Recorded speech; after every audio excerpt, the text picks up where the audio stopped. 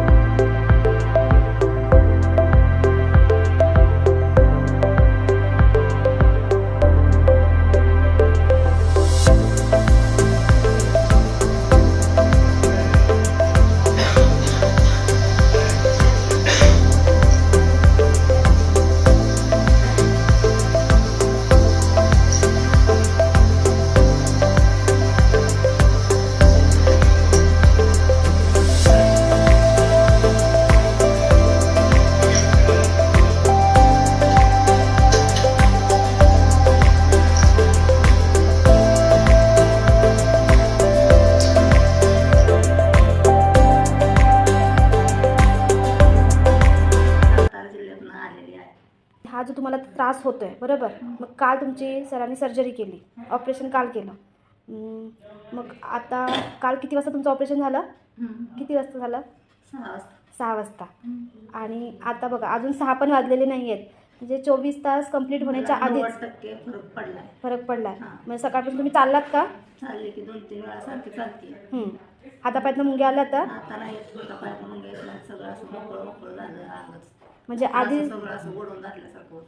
आता नाही, आता सगळं मोकळं झालं. अच्छा, म्हणजे तुम्हाला जो त्रास होता त्याच्यामध्ये आता तुम्हाला बऱ्यापैकी फरक पडलाय? फरक पडला, बऱ्यापैकी की चांगला फरक पडलाय? चांगलाच पडलाय. फक्त ही मान मला काय करायचं नाही इकडं तिकडं, नाहीतर आता मी पळू शकते. होय. कुठं अच्छा, अशी म्हणजे ही झाली माझी.